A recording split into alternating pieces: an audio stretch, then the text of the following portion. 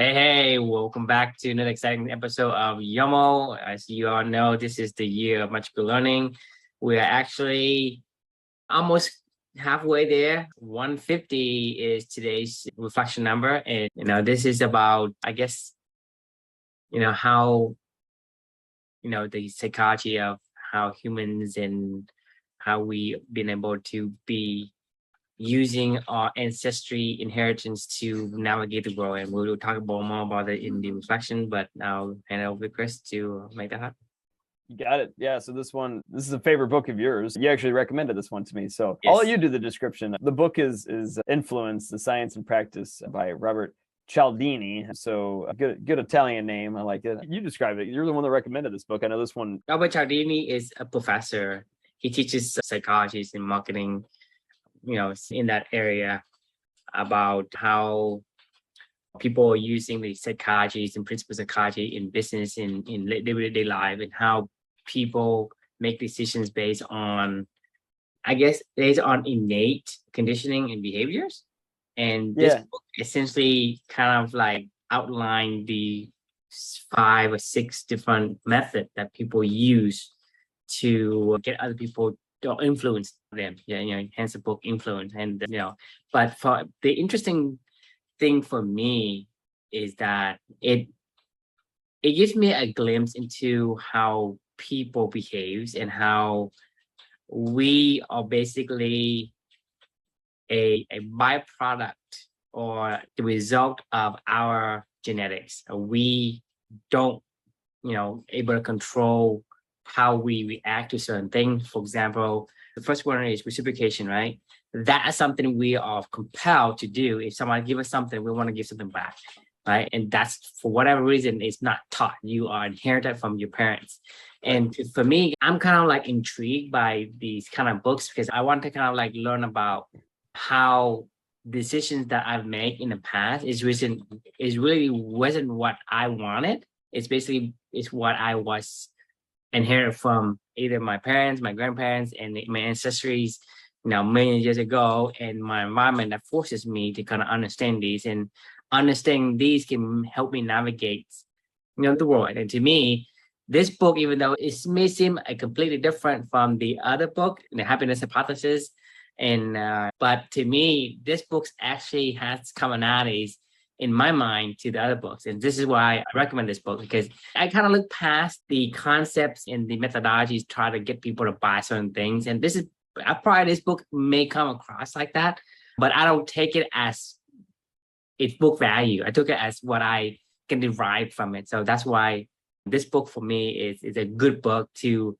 get to understand yourself and understand other people. Because like you said before, the book about the 48 power laws versus the how to win friends, influence people. It is things that you have, whether you use it for good or evil, that's up to you. That's your choice.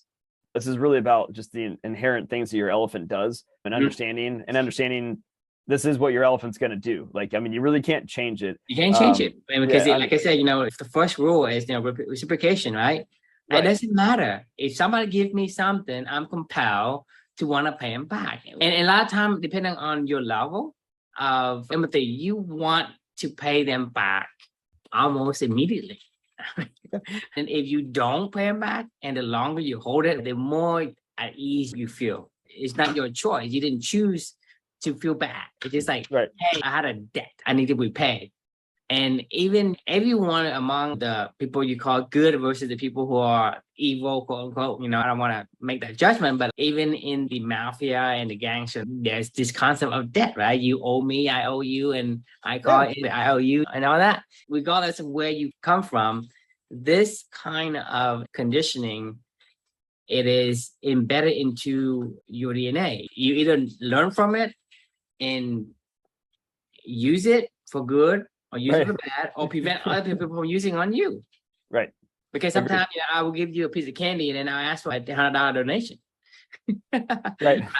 And I'm more likely to give you the donation for what kind of charity you make up than if you say, hey, I don't owe you anything, And a lot of times people, especially in today's age, felt that society owes them something. No one owes you. Right. But that's the thing, is this is the conditioning that we have been given by our ancestors. So learning it, knowing it, is going to give you better tools and leverages to navigate your surrounding than not knowing it. Yeah, I think it's the tools for your writer to help definitely steer these are tools for your writer to look for, because your elephant is going to operate. Is your elephant's tendency, right? It has tendency. So how can you, if you know its tendency, you can be able to nudge him in one way or another, depending on where you want him to go. Agreed. Yeah. So like, actually, this reminds me similarly to a book that I read called Biased, which was about racial bias, basically. We'll talk about that one down the road in the future. But really, you can't change this stuff. You're always going to have bias. When you meet people, you're going to initially have bias. It doesn't matter how hard you try to not have bias, you're going to have it. But if it's really important to you to put that as a focal point, you can put a lot of hard work and training with your writer, retraining your elephant to see and recognize reciprocity, or you can just not care. And like, I mean, that's your choice, you know. It's minimized to a certain degree when you know and you see the I guess the concept being at play. You know, somebody can use it on you to, like you said, you know, let's say I'm gonna go and raise some kind of charity, whatever, you know, I don't know, a charity for, hey, you know, my Ferrari fund, right? Like, we're gonna invest in a lot of people into their time and effort and energy to growing themselves and their own well-being, and we're not doing it for no reason. Like, we're doing it because we want our own, you know, community, and we want to work on projects that are meaningful to us, and we'll end up growing those businesses and things like that together. I mean, we're not doing it for nothing, but at the same time, we are doing it because we genuinely want to help, and we're coming at a place from care. If we give to other people, it's like Go Giver, right? You know, you give more than you take. The more that you give, and the more that you can expand your value. The more you give, the more people will give to you. Reciprocation, right? It's the more people you give, the more people are going to give back. I mean, that's the way it is. You toss out one thing, people are going to toss you back one thing. We are compelled to do this. And the thing is, you know, the book outlines these 6 principles of psychologies where, and I think, like I say, these things are not like new. Like Robert Cialdini didn't do anything new, but I really appreciate that he like kind of lists these 5 to 6 principles, and I think these are very, very influential, very strong. To me, I do agree with the list, because for whatever reason, I can't, you know, get away from reciprocation. I can't get away from commitment and consistency. If you say, hey, True, you're an honest person, right? And you have integrity, right? I just cannot go against that. You're ruining my reflection. Yeah. Social proof, same thing, right? We are compelled to do these things, liking, authority, scarcity, right? It's one of the, I mean, these are, to me, it has a strong influence on us in terms of how we make decisions. Like I said, you know, it's not a moment of eureka where this is, hey, I've never seen this before. You probably have in many, many, many ways, in different books, different videos or teachings, and different sales coach. And this is not new, but the fact that he put them into a list and describe them and say, hey, you know, yeah, you have a bunch of these things all over the place. I'm just going to concise into a concise little, you know, 5, 6 principles. And to me, learning these things will help you understand your elephant better. You want to change your elephant, and this is going to give you the ability to nudge it more effectively. I totally agree. I mean, it's powerful to know how your elephant operates, right? Like, and then be able to, if it really matters to you, then train yourself to fix it and to slowly nudge it over time, which actually segues really nicely into the reflection, which for me was write it down, right? So I started this one off with saying, if there's one piece of advice I could give to anybody, it's write it down. Like everything. I mean, I don't care what it is, but write it down. There's just something really, truly magical that happens when you take a thought out of your own head, you put it onto a piece of paper or keyboard or something like that. And you have to work through that thought, put it out there, you know, clear your mind around it, like work out all the kinks. And then when it's out there, like, you know, you're exposed, like it's been shared with other people. It is now, somebody might stumble upon that someday, whether you actively try to put it out there or you don't, like, you know, that's up to you and that's your choice. But either way, that thought is now out in the world. And that's when the transformation now starts to slowly happen over time. You keep putting those thoughts out there, and slowly but surely those thoughts become things, right? Like we learned with infinite possibilities. So, you know, like that's, in my opinion, how you discover an idea, a value, a purpose, all your stuff, right? Like you have to write it down. If there's one thing in particular that I would ever encourage anybody to do in life, it is whether you verbally write it or some way to document when you have a thought that you just want to share with yourself, get it out of your head and get it somewhere where you can record it and digest it and share it with other people, because there's just something magical about it coming out of here, and you have to clean it all up and get it out into the world so somebody else can understand it, right? This transformation just happens. The fun thing is, once you kind of publicly make that declaration and you share that with other people, and your words are now known to yourself and potentially known to other people, yeah, then it's on you to hold true to it. Like, I'm not, like you were saying about, if you commit to something, like, true's not a liar, true has integrity. Same thing with me. If I write it down and I put it out there, this is me doing it. Like, it's not like anybody's forcing me to say what I think about my values and what my values are. And for me and you to get together every single night to say, write it down. Like, this is me writing down to write it down, right? Like, this is me publicly declaring. So if someday in the future you see me, like, and you're like, hey, you still writing every day? I'm going to be like, fuck yes, I am. You know why? Because I publicly said, this is why it's so important for me to transform these thoughts into things and to do what we want to do into the future. So my declaration in this particular reflection was, it reminded me of that book Sam Harris that we talked about before in the past, of lying. The only person you can truly lie. Lying has so many subjectivity, little subtle nuances, but for me, it's very simple. It's like, if you say you're going to do something, you do it. And either you own that or you don't. And the only person you can really lie to is yourself, right? Like, I was telling one of my team members this today.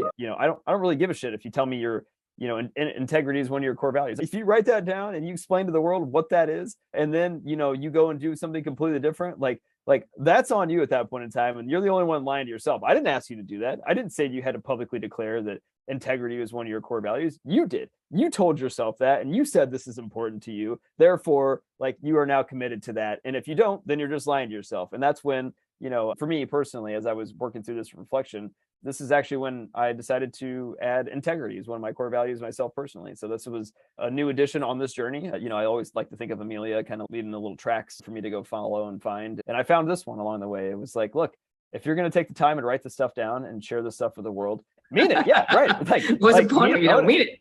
Exactly. I mean, to me, like, it's a waste of energy. But that's me, because I hold integrity to be the second highest. It's hard for anything to be heavier than that value for me. That's why I wouldn't do it and lie about it. It's just not worth it for me. It's talk about influence. Everything always goes back to influencing yourself, right? Like, if you're going to have values, the values are for yourself. If you're going to be a leader, you need to lead yourself first. If you're going to have influence yourself first. Like, you know what I mean? Like, it always goes back to you, in my personal opinion, of like, these principles. If you can't apply it to yourself and what you do every single day, then it's inapplicable completely in how you talk about it, discuss it with other people, and how you preach to other people. And this is why we hate people that, like, are, I don't know, like, who's that? What's that one dude that's a really tall guy, Tony Robbins or whatever? Like, the guy that says one thing and then he goes and does something, on the side, when he was sexually harassing like a bunch of people or whatever, or Tiger Woods, right? When you find out that they publicly claim that they are this way, and then when you find out that they actually live their life that's the worst. I mean, to me, the thing is, it irks me.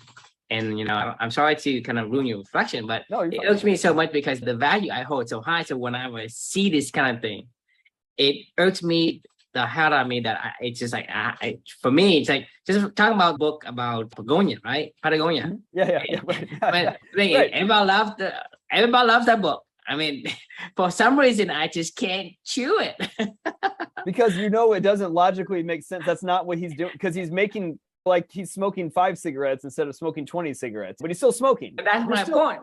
But a lot of people say, yeah, people smoking 20 cigarettes, he's only smoking 5, he's a hero. And for me, it's like, but wait a minute, you're still doing something bad. Because if you did, you would just completely shut down the whole business, and you would just go find and do something else that really mattered to sustainability that you want to focus on. Not using an unsustainable thing that's slightly less unsustainable than other people's unsustainable things to then promote sustainability. It's like carbon offsets, right? Like, oh, I'm gonna go, use, carbon, like whatever I want to, but I'll just buy the offset, because it's fine, because I care about the environment. People eating something unhealthy and then drinking a Diet Coke. I'm ashamed to admit this, but health and sports and stuff has always been important for me in my life. But there was a time in my life when I was a smoker, like back in college and after college for a few years, I would go to the gym and I would go have a cigarette. Like, talk about insanity. Then I would go home and I would eat gluten-free, dairy-free, all this other stuff. But I would leave the gym and have a cigarette. I'm like, what the fuck am I doing? That doesn't make any sense. Talk about the integrity thing, right? If I would have been writing this stuff down, I would have been like, what am I doing? I can't be a smoker. I should stop smoking right now, unless health isn't really what I care about. Once you publicly, who the hell is this? Nala. Do we have a meetup thing tonight? Today's Wednesday. It is. Meetup on Thursday, right? Probably not. I mean, meetup on Thursday. Yeah, it is. I don't know what this is. I have no idea who this is, so no. Did you see that thing that No, popped up? no. Oh, You're the host. You see the request. somebody just popped into the meeting, and I was like, what the hell is that? Some probably kind of troll. Anyway, I said like Nala something. It was like a really weird long name. Anyway, back to the line of thinking. Consider this publicly stated at this point in time. Integrity is a core value of mine. So if you don't ever, for anybody that's following along with this journey, or for myself, if I ever find myself slipping and not adhering to the things that I say are really important to me, please, for the love of God, call me out and tell me and remind me of this declaration that I wrote it down, because that's the power of writing, right? Like, because I mean, I want you to do this. I put this out here for a reason, to remind myself first and foremost, but to help other people, to encourage them to remind me. That's why I post these things on LinkedIn. Nobody cares. Like, I don't even care about them. Like on posting them on LinkedIn, I'm not trying to get people to view this. I did it because I wanted to hold myself accountable to this journey, to say like, look, this is a way for me to hold myself accountable, to say like, I'm going to post this stuff every single time that I write these things and go down this road. And like, it might seem weird to people, but like, why do I think my values are weird? Sharing my values with the world is weird. That's weird. You know, if I think that that's weird, right? So anyway, long story short, you know, I made a promise to my daughter to always live for two, and I will never intend to break that promise. It is written down, stone cold, lead pipe locked, you know, so consider it publicly shared and write it down. Like that's it. So that's the reflection. Love to get your thoughts.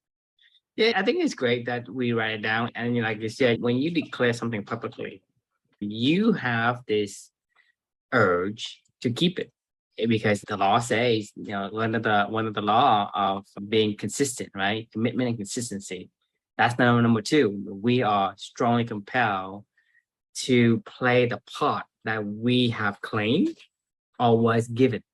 So either you claim a part like, hey, I'm honest, right? If you claim you're honest, then it is much easier to be honest than to be dishonest. You can be dishonest, but it takes more effort. Yeah, it does actually. More emotional toll to be dishonest.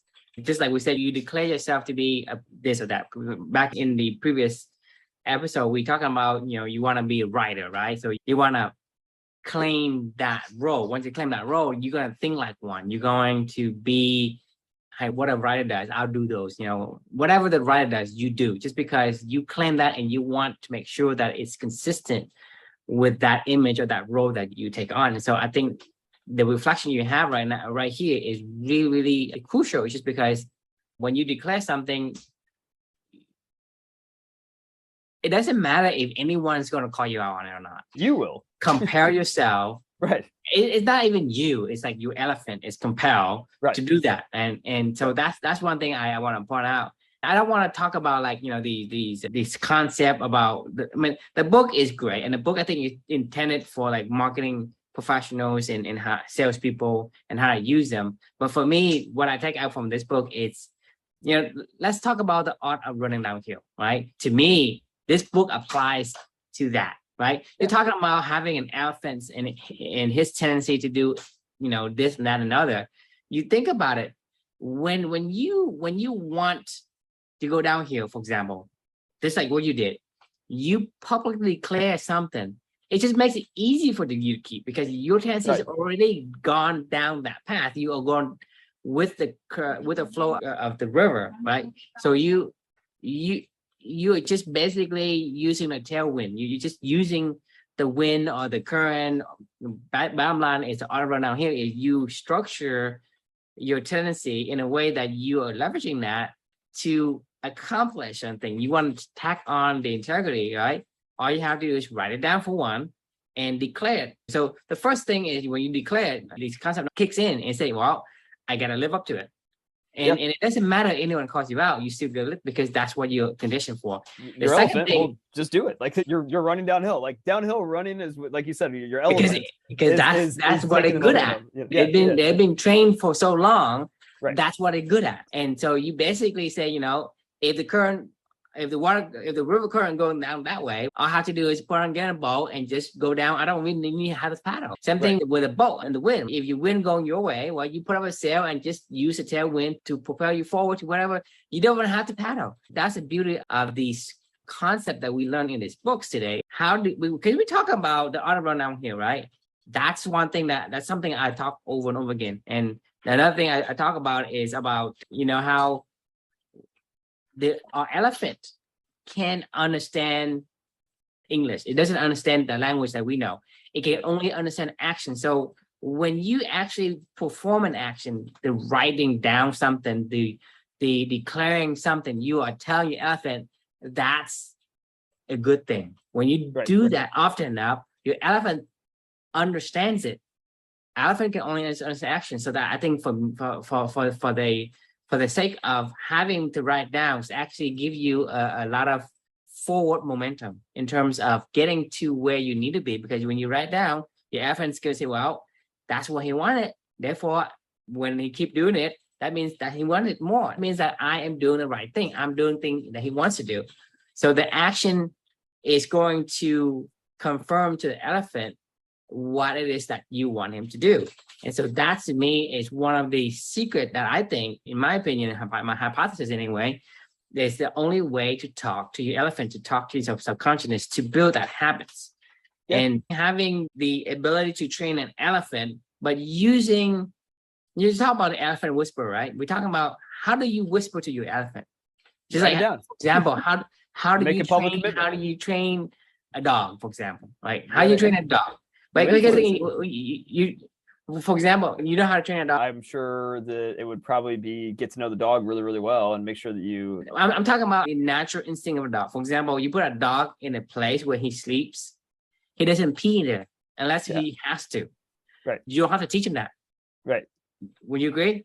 No, I mean. So a dog, you put him in a kennel, right? And you put it where he sleeps. He is gonna poop and pee far away from where he sleeps. That's just innate to him.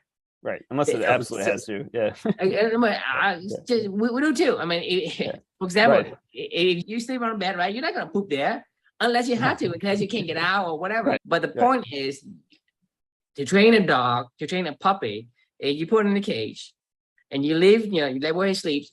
That's why he's gonna try to hold it until you let him out to go to another place. Basically, we have instincts as well, and we just need to leverage your instincts to help the elephant understand what we want him to do. Pick up a new habit, become more peaceful with yourself, become more confident, be an entrepreneur, be a risk taker, whatever it is, right? You can use your instincts, these concepts of psychology that Robert Cialdini have listed. And these are powerful. I mean, like I say, reciprocation is, to me, is number one, just because I don't know if I can do, if you give me something, I'm feel compelled to give back. That's how Christmas works. Right. Christmas makes no sense. Like, why do we spend so much money on gifts? We do money, but that's the thing is, I give you something, you give me something, because I just feel compelled to do it. So that's what I'm saying is, this book kind of like let out the how-to of running, in the art of running downhill. If that makes sense. How to train your elephant. How to train an elephant, how to become an elephant whisperer. This is so I'm saying is, what I take away from this book isn't the marketing psychologies or the business psychologies and the principle and all that. What I'm taking out from this is what I see as a common thread among all the books that I've read thus far. And that's why I think this book actually gives us some of the, I guess, like the tangible tactics that you can do to implement the lessons that you learn. Like you said, we keep saying the art of running downhill, but what the hell? How do you use it? How do you make it? Right. This is to actually go into the really needy details of how do you do it, right?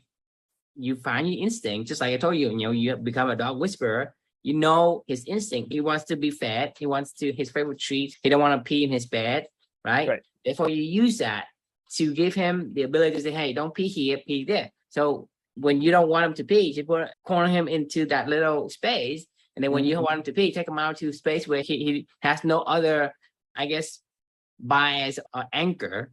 Then he can pee there, and then you let him pee, and then you put back in, so that he knows that in the space that you put him, he's not supposed to be pee there, and you put him out to the grass, whatever he needs to pee there, and eventually he'll learn. So, in a week, 2 weeks, whatever the time frame, he'll learn. And so that's become a dog whisperer, an elephant whisperer, and hence your elephant whisperer. That's the same thing. Is use this instinct use the art of run downhill to get to the nudge that you need to get your elephant where it needs to be.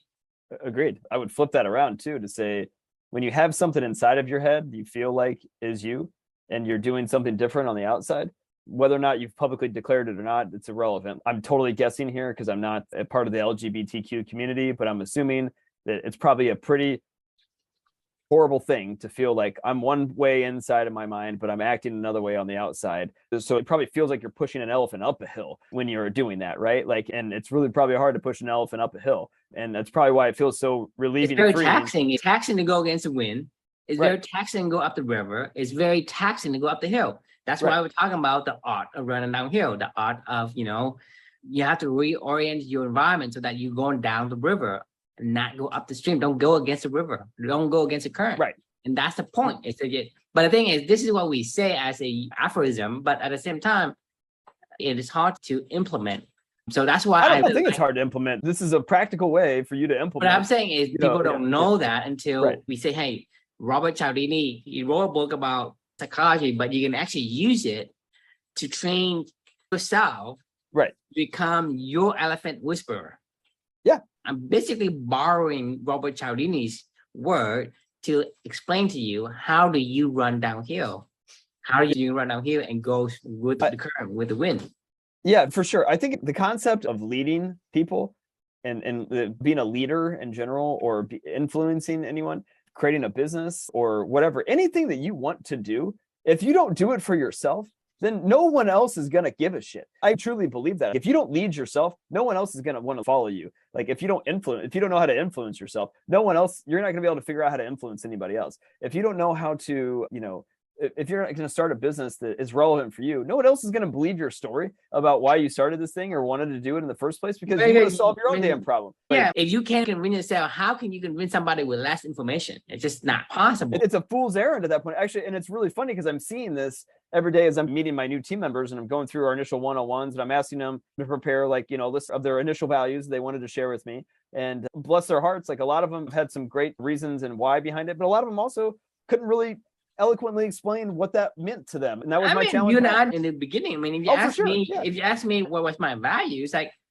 I don't know. I mean, I like this. I said no idea. I've never thought about it. So what I probably give you is a value that I think people out there want. Say, hey, I want to be hardworking. I want to be inspiring. I want to be a leader, or whatever. It's none of those things. I don't give a shit right now, right? Because truly, those are not my values. That's what I thought people wanted in value. So if you ask me before this journey started, I would be in the same place they were now. So like I said, I was too. I'm saying that was what I challenged them back, was like, look, if you can't eloquently explain to me very crystal clear what this means to you and why this is important to you and why you were saying you want to do this, then it's irrelevant if I understand it or not, because if you don't understand it, then I can't understand it. Like, if you can't be impeccable with your words, right? If you can't have a crystal clear visualization in your head of what it means to have integrity, or what it means to have balance, or what it means to play, or what it means to challenge yourself. Like, you know what I mean? Like, if you don't know what that means in your own head and your own mind, then no one else will ever know it. No one really cares, because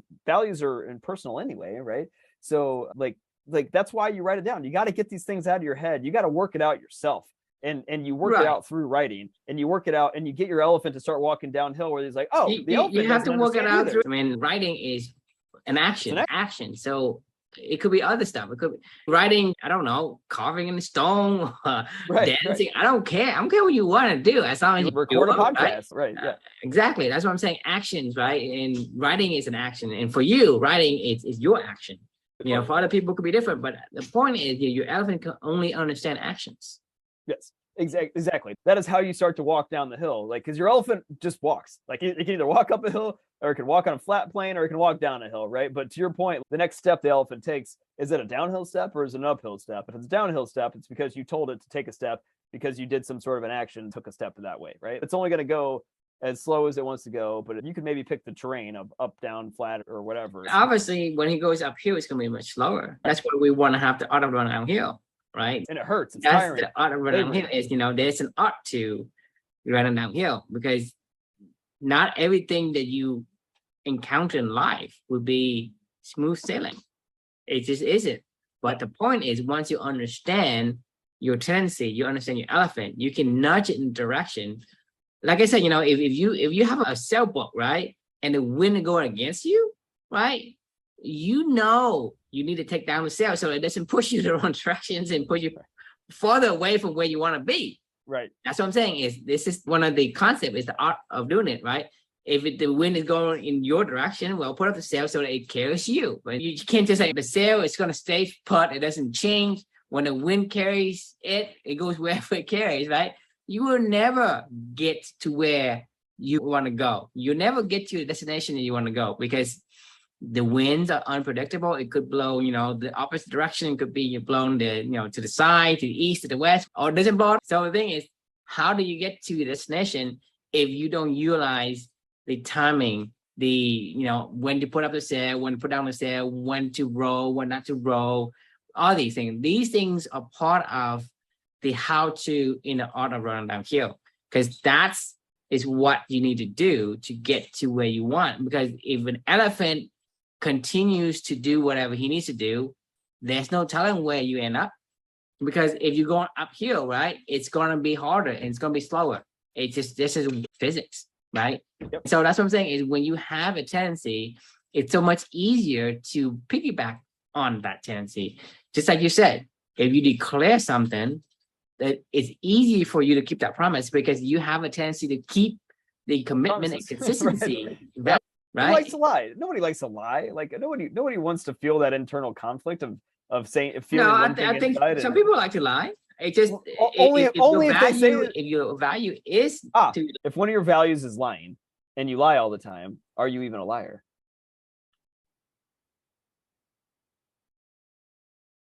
Well, yeah. No, because you're honoring you're saying true to what you say you're going to do. So if you say I'm going to lie all the time and you lie all the time, you're a liar. You're lying to other people, but you're honest to yourself.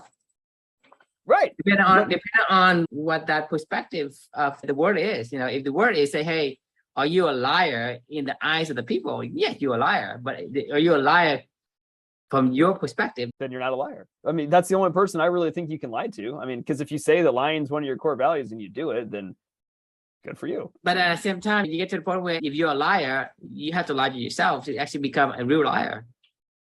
I think that's another can of worms that is beyond the scope of this reflection. And for me, today's reflection and today's book, and the reason why I love this book is because of the businessy aspect of it. And it's not useful. It's just like, for me as a non-business person, I'm a tech guy. I'm more of a nerd, for lack of a better word. So it's not that I don't appreciate the business implications of these rules and principles. I'm just saying is from what I see, I am able to see more on the other side of put into the science of how to use these concepts to train your elephant. And I hope people understand what we mean when we say training your elephant. And if you don't, go back to a few episodes, we're talking about elephant whisperer. Go look at that episode and understand what we mean by the rider and elephant. Your rider, it's not literally the elephant. Right. I feel like we should almost write a book called How to Train Your Elephant. This is actually one of my quests. It's not to write a book, but to understand how to influence your subconscious.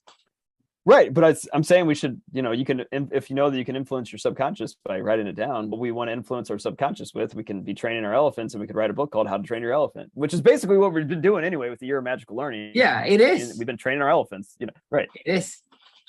I mean, so we could just call this How to Train Your Elephant, because this is kind of what it is, It's interesting though. It's fun. Yeah, it's like How to Train Your Dragon.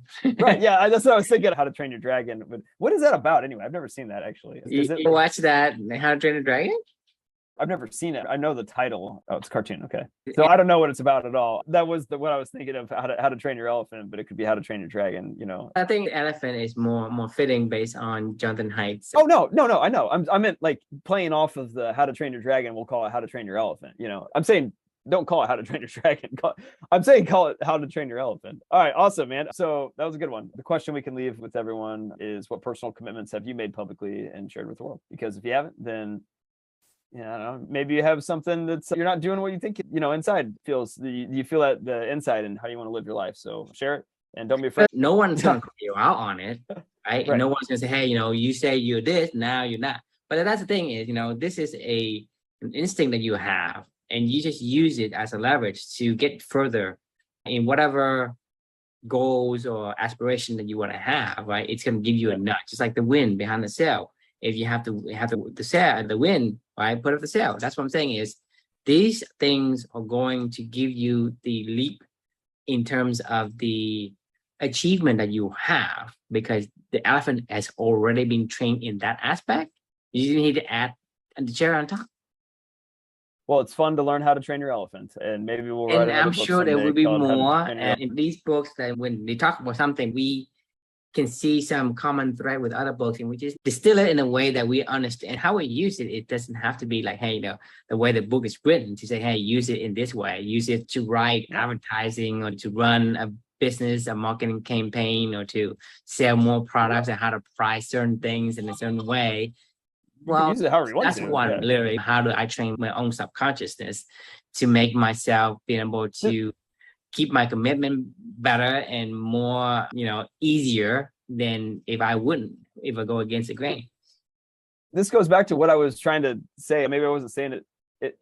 You keep saying this applies to business. Like, in my personal opinion, business just reflects our elephants anyway. It was built and it developed the way that it developed because it's how our elephants worked anyway. So it just slowly became what it became. I mean, you look at an office and you think of all the ways that we influence each other. Social proof. Why do I give a shit about how many calls or activity I had? Because it's on a public board and everybody's looking at it. I want to make sure that I'm doing things that are similar to other people and doing the right actions. Liking, the propensity to agree with other people with what we like. We all want to be agreeable at work. So if somebody says, let's go run our building off our business off of a cliff, and we're all like, yeah, that sounds like a great idea. Like, yeah, you're right. Let's do it. Let's all go jump off the cliff, or authority. Like, I mean, we say yes to our bosses when they're like, guys, the most important thing in this world is closing business in Q3. Like, if you don't do anything else but close business in Q3, you will be, you know what I mean? And we're all like, yeah, this is what charge, you know what I mean? You tell yourself that's what he's the boss. So you listen. So you take the advice without questioning,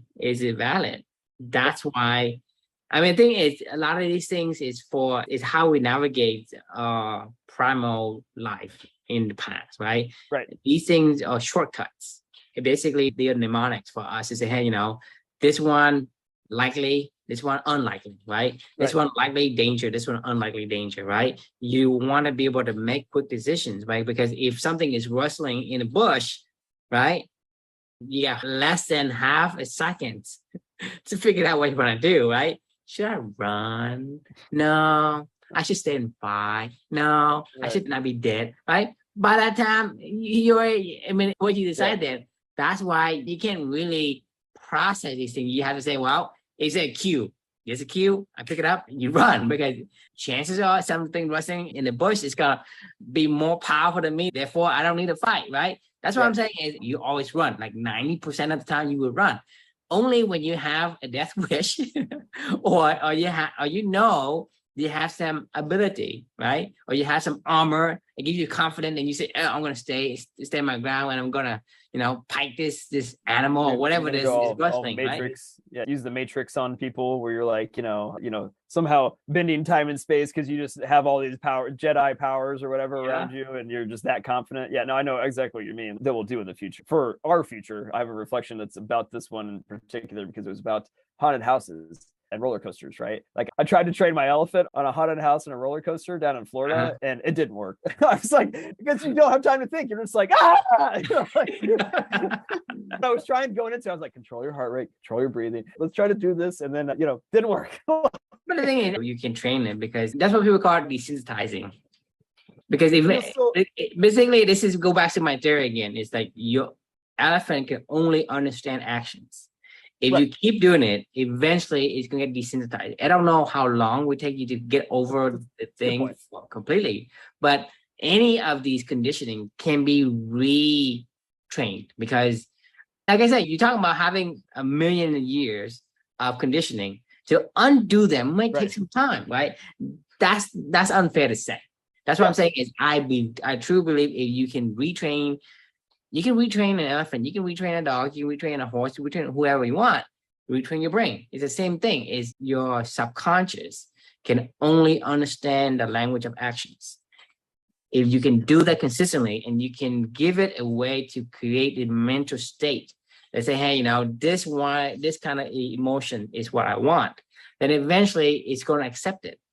Eventually you could like roller coasters or skydiving or whatever, things that are inherently designed to fuck with your elephant, but you can a certain paradigm. And in order to change the map, you have to kind of nudge it a little bit, little by little. You can't just say, hey, you give a new map and you say, oh yeah, I know where to go. Say, I have no idea.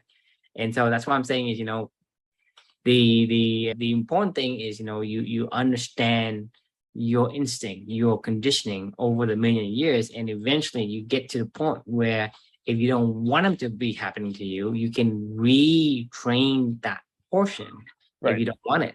If you say, hey, I don't like to be thinking about like the infinite mind, right? Infinite game, for example. It's the abundance mindset versus a scarcity mindset. We have a scarcity mindset, but based on what we read so far throughout our journey, it doesn't have to be scarcity. It can be abundant, right? There's always another opportunity for something. We have slowly taken the number 6 principle out of our mindset because we say, well, the thing is 1 + 1 isn't going to be 2. It's going to be 11, 100, whatever, and 1 - 1 isn't 0. Right. I totally agree. I mean, the more that I'm just reading through this list and I'm thinking about the way that my job works and sales works in general, reciprocity, like you get a paycheck and you feel like you got to keep working there. You know what I mean? Like, I don't want to do this, but they give you a paycheck. And you're like, that's number 1 to me. I know it's a very strong, very strong principle in psychology that it's very hard to retrain. That's why it's number 1. Scarcity is actually easier, and authority is actually easier too. The number 1, 2, 3, and 4, it's hard. Even for me, knowing that I've spent the last how many years kind of marinating this thought of how we program my subconsciousness. And even then, right? Because right now for me is as far as authority is concerned, I question everything. And I think for whatever reason, I have a propensity for questioning authority, even when I was younger. It's like, I don't care who you are. Well, you got to give me an explanation. Give me a reason why, whatever it is, or whatever you say, right? Tell me why. I don't take the authority at face value. And for whatever reason, whether it's a curse or a blessing, whatever you want to call it, I question authority all the time. And to me, number 5 and number 6, I can overcome. The top 4, I'm still working on it. Like, for example, liking, right? I'm working on the liking. I don't really care if you like me. That's why, I don't care. Say, hey, true, you have you're ugly, you're fat, you're stupid, whatever. I would say, okay.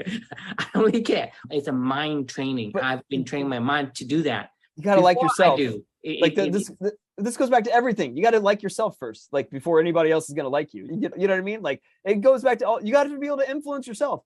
That is the bottom line. It's literally, in my opinion, that's it. If you want to be a leader of yourself, you have to like yourself first. If you want other people to like you, if you don't, then who cares? But either way, if you like yourself, then you won't care if other people like you anyway. So it's irrelevant. But that's why a lot of time people say, the liking, for example, liking is actually pretty powerful as well, because you see how people crucify Jesus Christ because people say crucify him, and everybody say crucify him. It doesn't matter what he does, right? That's the thing. Is for me, it's liking isn't something that I follow very strictly, just because if I disagree, I'll tell you to disagree. I don't really care. Right. All right. If I don't understand, I say I don't understand. But you're staying true to yourself, at that point in time. So that goes back to integrity, which people. That's what I was saying. Is if you like yourself and you stay true to yourself, other people will just naturally like you. The ironic part of that, of what you just said, is people will like you more if you are, don't care about conditioning of number 4. It's you want to be agreeable to other people. Say, hey, let's say Chris said, hey, I like How to Train Your Dragon movie. So, oh yeah, I like it too. It's pretty good. Some people say, yeah, I don't like it. It's bad. People and a great example would be the Patagonia book. Right. Every fucking body is loving that book. And I say, what's the deal with this book? And I say, look, this guy give me the creeps. Like, it irks me. Right? And then people say, oh, yeah, okay. But everybody, you remember, right? Everybody loves the book. It's like, it's a great book, because there were a lot of reviews or whatever. I don't know. I just don't see it. But that's the thing, is see so many people get on the bandwagon because they are being conditioned to say, I gotta be agreed. Maybe I'm missing something, right? So on the surface, it looks like he's doing a good thing. We're just saying that, like, you haven't dug deeper. There's a lot more. Like, to hey, it. And to be fair, I just killed only 2. I didn't kill all 5. Therefore, I'm the savior of the 3 dogs. So to me, that's what I see. I don't see this guy as a saving 3 dogs. People could be looking at this entire journey of ours and to say, well, Chris, you still work at a company and you've been talking about Clubany for 2.5 years of what you guys want to do. Like, why haven't you just done it yet? So, I mean, it all goes all ways. Like, I don't care as long as Yvon Chouinard, he likes himself and whatever. Anyway, we got to put a pin on this one because I got to go to this tennis match, actually. So that was a fun conversation. I feel like we need to dig back into this one a little bit, potentially. So that's why I was surprised you only have one reflection for this book, because I feel like it's like I said, is what I'm looking isn't on the surface. Right. Yeah. No, I think the more that we're talking is the more ideas that's popping in my head around this. So I like it. I mean, there could be. It's not book value. Right. It's the intrinsic value of the lessons of the book that it brings out. That's why I recommend this book, not for the book value. And I'm sure it has book value for the right kind of people. But for me, it's intrinsic value that was intrigued me. Yep. I couldn't agree more. All right. Well, that was a fun conversation, and we will see you all tomorrow. Thanks for joining us. And don't forget to write it down. All right. Good night.